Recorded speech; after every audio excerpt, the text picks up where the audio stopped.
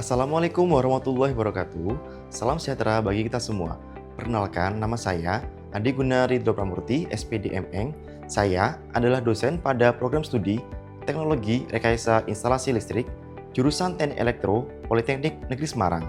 Perkenankan saya untuk menjelaskan mata kuliah yang saya ampu, yaitu Dasar Sistem Kendali, menggunakan metode DIA atau Delivery, Interaction, and Assessment, yang berfokus pada blended learning, studi kasus, diskusi kelompok, dan student-centered learning. Video ini dibuat untuk memenuhi sertifikasi dosen, yaitu pernyataan diri dosen dalam unjuk kerja Tridharma Perguruan Tinggi atau PDD UK TPT, khususnya pada aspek pengajaran. Saya akan mulai menjelaskan deskripsi dan informasi terkait mata kuliah Dasar Sistem Kendali. Pembelajaran ini berbobot 2 SKS dengan alokasi waktu 4 jam pelajaran untuk mahasiswa pada program studi Teknologi Rekayasa Instalasi Listrik tingkat kedua. Mata kuliah ini memberikan pembelajaran terkait dengan konsep teoritis dan praktis terkait dengan sistem kendali, khususnya pada perancangan sistem kendali analog dan digital, yang mahasiswa juga dibekali konsep dasar matematis, yang mana nantinya mata kuliah ini akan diterapkan secara praktis oleh mahasiswa pada program studi Teknologi Rekayasa Instalasi Listrik. Capaian pembelajaran pada mata kuliah Dasar Sistem Kendali ini adalah mahasiswa mampu menjelaskan dan memahami konsep dasar terkait dengan rangkaian closed loop maupun rangkaian open loop, memodelkan sistem secara matematis, konsep dasar sistem kendali, blok diagram, analisis stabilitas sistem, analisis respon sistem, dan mensimulasikan kendali seperti PID dalam industri, yang khususnya pada teknologi rekayasa instalasi listrik. Mata kuliah ini berisi pembahasan tentang konsep dasar sistem kendali, loop terbuka dan loop tertutup, representasi model matematis, analisis respon transien, evaluasi stabilitas sistem dengan metode Routh-Hurwitz, kemudian pengontrol PID, dan yang terakhir adalah analisis karakteristik sistem menggunakan Routh-Locus. Bentuk pembelajaran pada mata kuliah Dasar Sistem Kendali ini adalah berupa kuliah tutorial, diskusi kelompok, studi kasus kelistrikan, dan proyek kelompok yang berbasis simulasi.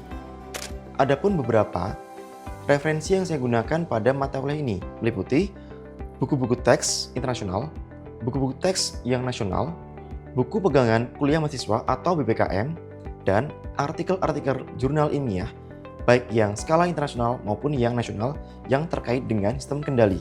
Melalui metode DIA diharapkan mahasiswa mampu menyerap teori sistem kendali secara terstruktur melalui penyampaian materi, berpikir kritis dan solutif melalui diskusi kelompok dan tugas-tugas, mencapai kompetensi secara terstruktur dan objektif melalui beberapa penugasan yang dapat berupa penugasan simulasi ataupun berdasarkan studi kasus yang nyata. Pada video kali ini, saya akan menyampaikan materi pada pertemuan ke-12, yaitu pengendali PID atau Proportional Integral Derivatives. Demikian informasi yang dapat saya sampaikan. Berikut cuplikan video saya. Selamat menyaksikan. Selamat pagi, Assalamualaikum warahmatullahi wabarakatuh. Waalaikumsalam warahmatullahi wabarakatuh. Gimana kabarnya? Baik, Pak. Baik ya, baik. Oke, mungkin sebelum kita mulai pertemuan pada pagi hari ini, kita bisa berdoa dulu. Silakan, mungkin saya minta tolong satu mahasiswa untuk mimpin doa. Ya.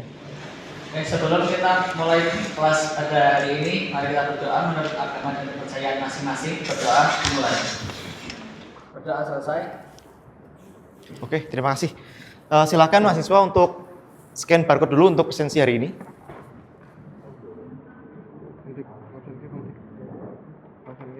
Oke, sudah? Ada yang belum? Sudah ya? Sudah. Oke.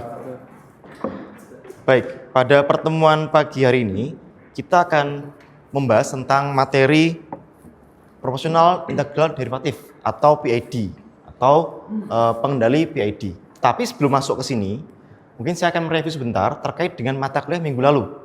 Itu terkait dengan karakteristik orde 2 dan juga kestabilan Roth-Hurwitz.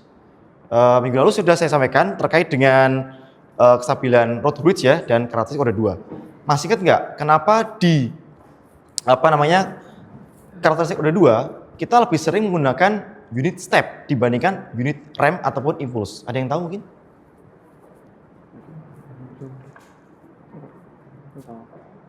Ya, Saya izin jawab. Dika, ya. Karena sinyal step mewakili perubahan mendadak seperti menyalakan saklar motor on atau off dan perubahan mendadak pada generator. Ini adalah suatu kondisi yang ekstrim yang paling sering dihadapi sistem kelistrikan. Oke, betul sekali. Terima kasih Mas Dika ya. Kemudian terkait dengan kestabilan, kan masih ingat istilah rise time, overshoot ya, settling time gitu ya. Nah, apa yang terjadi menurut kalian ya jika overshoot pada suatu sistem itu sangat tinggi? Kira-kira apa efeknya? Jika overshootnya sangat tinggi ya? Pak izin menjelaskan bahwasanya kalau overshoot itu terjadi sangat tinggi akan berakibat secara fisik merusak isolasi pada kabel karena tegangan awannya cukup besar ya. Jadi ketika overshootnya tinggi maka akan ada sinyal elektrikal yang sangat besar sehingga harus kita redam gitu ya. Nah, peredaman overshoot nanti ini akan kita bahas di sini. Bagaimana supaya sistem ini tidak berosilasi secara secara tinggi ya, atau sangat besar osilasinya ataupun saat overshoot tidak terlalu besar lonjakan overshootnya. Nah, ini akan kita redam atau kita kontrol menggunakan pengendali PID, Proportional Integral Derivative. Nah, sebelum kita masuk ke pembahasannya lebih jauh, ya, di sini saya akan membahas dulu terkait dengan dasarnya dari PID itu sendiri. Apa itu PID? Di sini pada tahun 1911, pengontrol PID ini pertama kali dikembangkan oleh Elmer Sperry, ya. Yang mana pada tahun 1933 di Taylor Instrument Company atau TIC membuat pengontrol pneumatik dengan pengendali proporsional atau kontrol proporsional yang dapat diatur. Nah, ini ada istilah proporsional. Ini dari P-nya berarti ya. Kemudian pada tahun berikutnya TIC ini mengembangkan tambahan pada kontrol integral untuk menghilangkan error atau galat pada sistem yang sudah mantap atau steady state. Ya, ini kontrol integralnya. Kemudian selanjutnya pada 1940 TIC ini juga mengembangkan kontrol yang derivatifnya.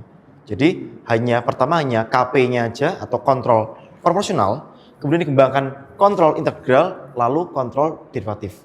Kemudian pada tahun 1942, 1955 ada beberapa peneliti yang mengembangkannya lagi menggunakan metode namanya Ziegler and Nichols. Ini untuk penyetelan dari PID-nya atau penyetelan atau tuningnya dari nilai pengontrol proporsional, pengontrol integral, dan pengontrol derivatif menggunakan metode Ziegler-Nichols. Itu yang sangat terkenal sampai hari ini itu kita pakai. Nah, mungkin kalian masih agak bingung ya, apa itu tadi proporsional, apa tadi integral, apa itu derivatif. Mungkin kalau proporsional sudah sering dengar istilah itu ya. Sedang di di kondisi kehidupan yang sehari-hari ya, proporsional. Kalau integral dan derivatif, mungkin teman-teman mahasiswa itu sudah mendapatkan mata kuliah matematika teknik ya, yang mana ada istilah-istilah integral ataupun derivatif gitu ya. Kontrol proporsional, integral, dan derivatif ini secara pengertian adalah merupakan strategi atau metode kendali atau kontrol yang banyak digunakan pada industri saat ini. Industri atau penelitian saat ini gitu ya. Yang mana metode ini melibatkan adanya beberapa parameter, ada 3 parameter, proporsional, integral, dan derivatif, yang masing-masing punya fungsi sendiri-sendiri. Nanti ketiga ini akan saling melengkapi fungsi dari masing-masingnya gitu ya. Jadi punya kelebihan dan juga kekurangan masing-masing yang mana akan dilengkapi, akan saling melengkapi, terutama nanti yang derivatif. PID ini digunakan untuk menghitung nilai kesalahan sebagai selisih antara set point yang diinginkan dan juga kondisi aktual dari sistem. Kalau kita sudah kemarin masih ingat ya blok diagram, yang mana dalam blok diagram kita juga tahu adanya summing point ya atau ES kemarin ya. Ada juga feedback elemen. Nah, si PID ini akan membaca dari feedback elemen. Jadi pada kondisi yang aktual ya dikirimkan ke feedback elemen. Kemudian feedback elemen akan mengirimkan ke summing point. Oh, ini ada selisih nih, misalkan set point-nya harusnya 60 dalam derajat Celcius, tapi aktualnya yang terbaca adalah 50 derajat Celcius. Berarti ada selisih yaitu 10 derajat Celcius.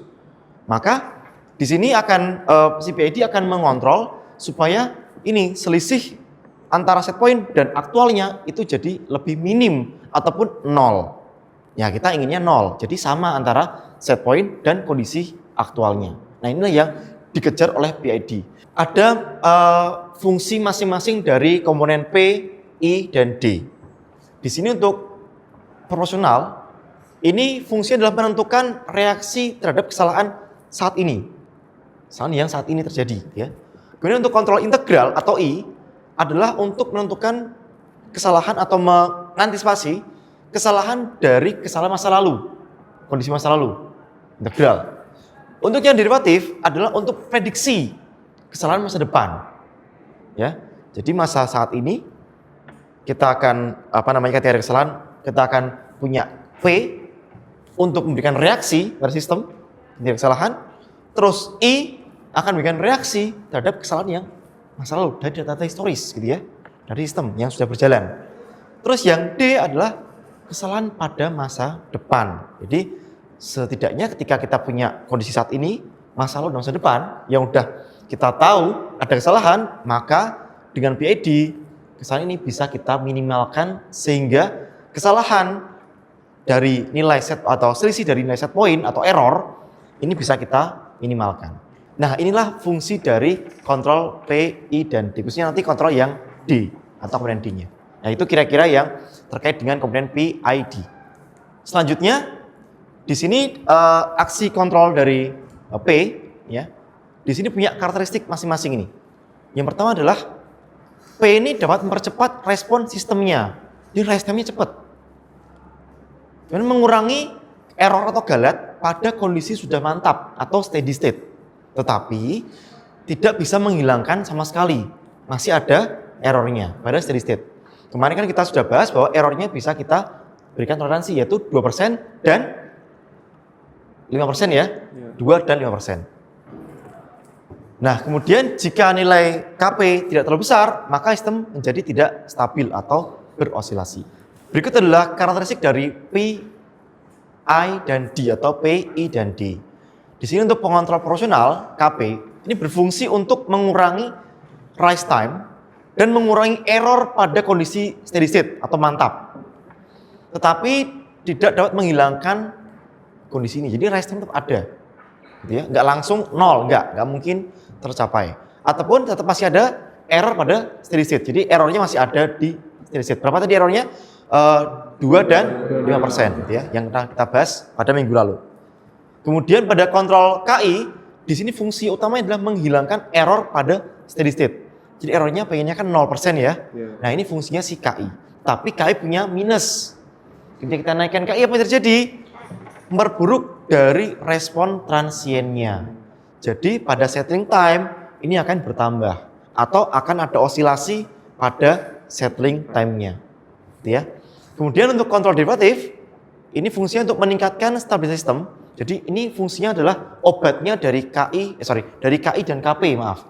Yaitu adalah untuk mengurangi overshoot karena adanya KP ya, dan memperbaiki respon transien karena adanya KI. Nah, ini obatnya adalah di KD. Maka KD itu ditemukan terakhir kali. Setelah KP ditemukan, kemudian KI, lalu KD. Itu kan make sense ya. KP kita temukan untuk mempercepat overshoot. Tetapi masih ada error di steady state. Nah, KI fungsinya adalah untuk menghilangkan error steady state. KD untuk mengobati dari error yang diakibatkan oleh KP dan KI. Gitu ya. Berikut adalah ringkasannya untuk tabel dari karakteristik PID. Di sini KP adalah pada overshoot-nya dia increase ya, overshoot-nya, sedangkan decrease pada rise time dan juga pada steady state responnya. Sedangkan pada KI dia bisa menurunkan atau decrease pada rise time dan mengeliminate, menghilangkan dari steady state respon. Tapi overshoot dan settling time-nya akan increase. Dan KD ini minusnya itu small change, ya. Minusnya sangat dikit, tidak terasa pada rise time dan juga pada steady state responnya. Tapi bisa mengurangi overshoot dan juga settling time. Ini adalah ringkasan dari fungsi-fungsi pada komponen KP, KI, dan KD. Kemudian bagaimana cara untuk mencari nilai KP, KI, dan KD? Ini ada istilah namanya tuning atau tuning PID atau penyetelan dari PID. Di sini ada beberapa cara untuk mencari atau menyetel dari PID. Pertama adalah metode manual. Coba-coba ya, trial and error. Ini coba-coba. Tapi coba-cobanya enggak misalkan langsung kita dapat pangsit P sekian, I sekian, D sekian, enggak. Kita harus tetap dalam koridor ilmiah ya. Ada metodenya pada si manual. Nanti kita jelaskan berikutnya. Kemudian ada metode Ziegler-Nichols, ini yang terkenal. Di sini kita menggunakan perhitungan yang pasti ya antara mahasiswa satu dan lainnya hasilnya sama ya. Kemudian ada metode menggunakan software. Ini kita bisa menggunakan MATLAB yang bisa kita pakai, yaitu karena kita di akademis, kita bisa pakai MATLAB yang license ataupun yang open source yang gratis gitu ya, yang free di website resmi MATLAB. Setelah kita dapatkan nilai KP, KI, dan KD, ya, kemudian kita akan men-tuning secara halus. Istilahnya dinamakan dengan fine tuning. Fine tuning atau penyetelan harus, secara halus ya. Fine tuning atau penyetelan halus di sini nilai KP, KI, dan KD akan kita naik turunkan. Misalnya kita naikkan itu ya sampai ketemu nilai yang stabil atau respon sistem yang paling stabil.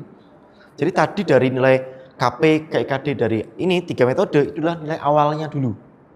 Nilai awal khususnya yang 2 metode awal ini ya, manual dan juga Ziegler-Nichols. Ini kita dapat nilai awalnya, kemudian kita boleh melakukan fine tuning di sini atau penyetelan secara halus.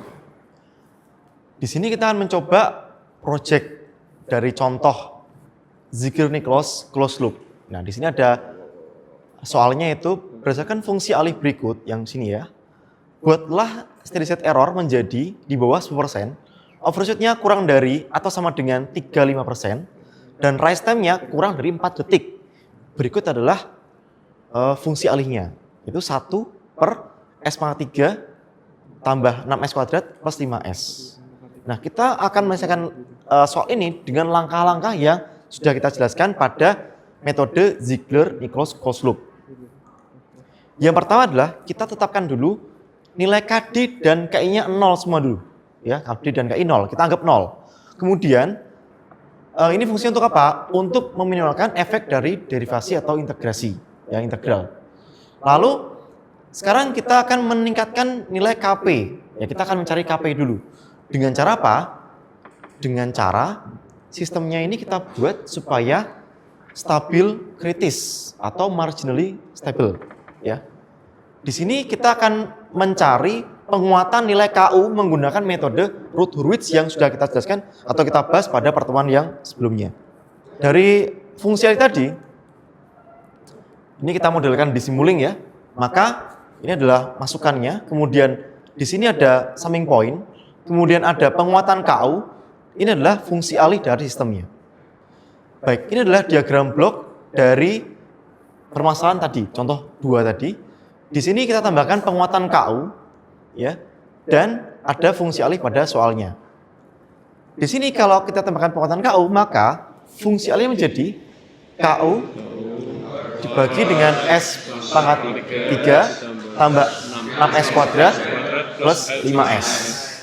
Nah, dari sini kita akan mencari dari fungsi alih ini, yaitu nanti GS per 1 min GS plus HS-nya, kan HS-nya ini kan 1 ya, maka tidak ada H-nya, tidak ada HS-nya, maka di sini GS per 1 min GS menjadi KU per S pangkat 3 plus 6S kuadrat plus 5S plus KU, ya.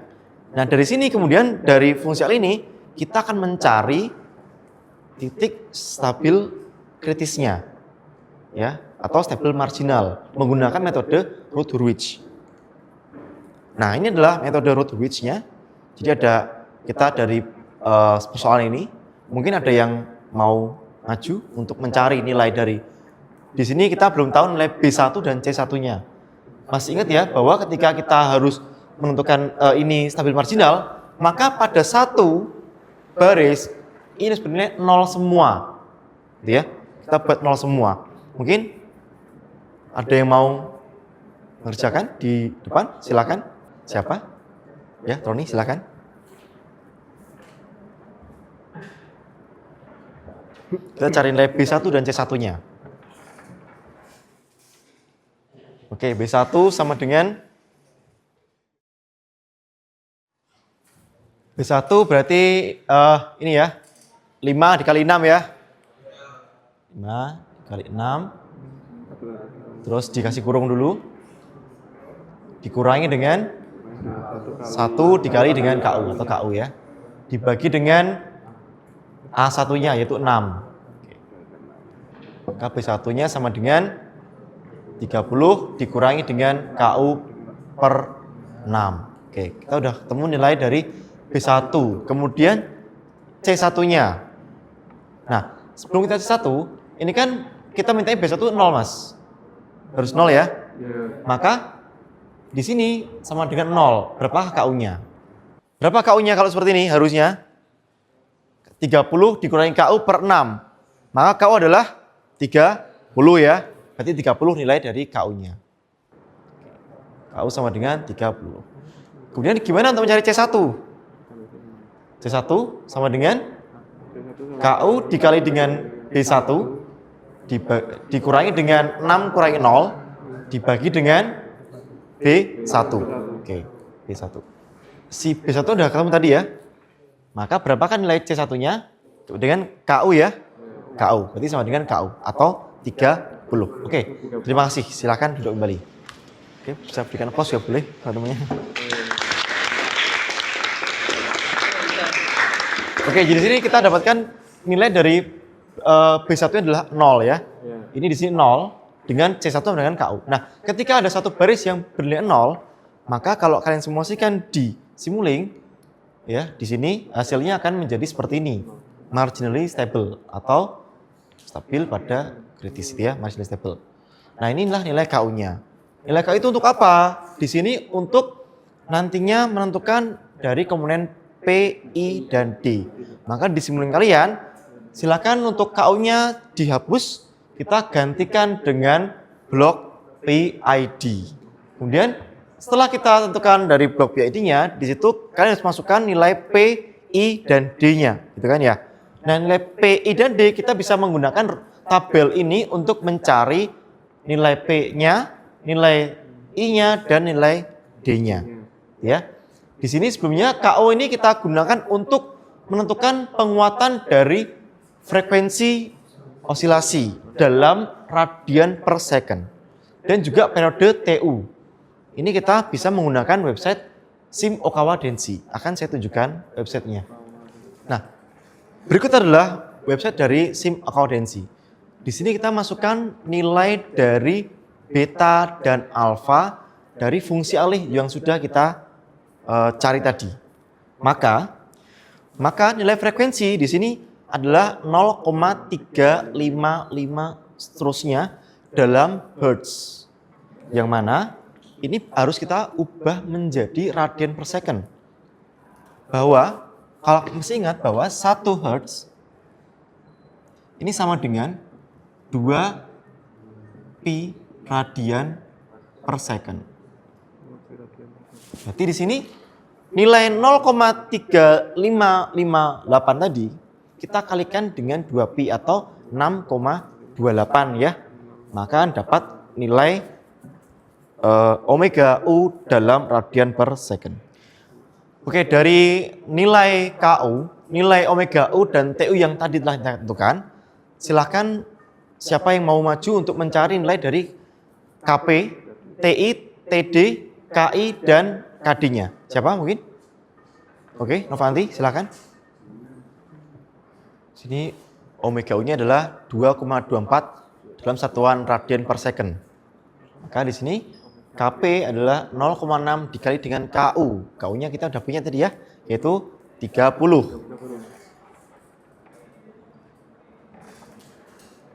Untuk mencari Ki, kita perlu mencari nilai Ti dulu. Untuk mencari Kd, kita mencari Td terlebih dahulu, yaitu dari nilai Tu ini. Tu sama dengan 2pi per omega U dalam radian per second. Oh iya benar. Oke, berarti di sini berapa nilai Kp-nya inilah? Kp 15, terus Ki-nya adalah dan Kd-nya adalah 6,3. Oke, kalau di sini kita masukkan ke dalam simulasi kita, maka bagaimana bentuk dari grafiknya gitu ya? Maka seperti ini. Ya, ada overshoot, ya. Kemudian ada osilasi di sini setting time, baru di sini steady state. Nah, ini kan masih kurang begitu bagus, ya, masih belum sesuai dengan yang kita inginkan. Gitu. Maka tadi kan kita inginkan berapa tadi overshootnya? Kurang dari 35% ya. Dan rise time kurang dari 4 detik. Ini bisa kita haluskan lagi, kita tanning lagi pakai fine tuning tadi. Yaitu kita bisa fine tuning di sini versi saya. Kp saya ubah kita naikkan menjadi 39. Ki-nya jadi 13 dan Kd 30 akan menghasilkan respon yang seperti ini. Maka ini lebih bagus dan lebih halus. Ya. Ini yang kita pakai. Baik, setelah tadi kita diskusi terkait dengan materi PID, harusnya kalian masih dalam gambaran kalian ya, bahwa fungsi dari kontrol atau pengendali proporsional adalah untuk mengurangi rise time dan mengurangi steady state error. Oke. Kemudian fungsi dari kontrol integral adalah untuk menghilangkan ya. Oke. Lalu untuk yang KD-nya adalah untuk memperbaiki respon transien dan untuk mengurangi overshoot-nya ya, atau memudahkan overshoot-nya gitu ya. Oke.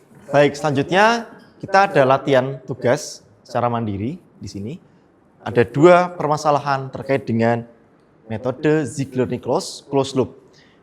Di sini kita akan menentukan nilai dari Kp, Ki, dan Kd untuk ketentuan berikut. Yaitu overshoot-nya harus kurang dari 25% dan rise time kurang dari 3 detik. Yang kedua yaitu di sini dengan fungsi alih yang ini kita mencari steady state di bawah 5%. Ini sama dengan yang di atas tadi. Overshoot-nya kurang dari sama dengan 20% dan rise time-nya adalah kurang dari 2 detik. Ini silakan nanti dicari nilai Kp, Ki, Kd, kemudian disimulasikan.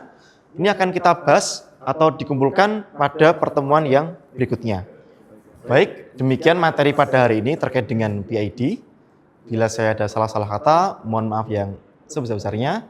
Selamat siang. Assalamualaikum warahmatullahi wabarakatuh.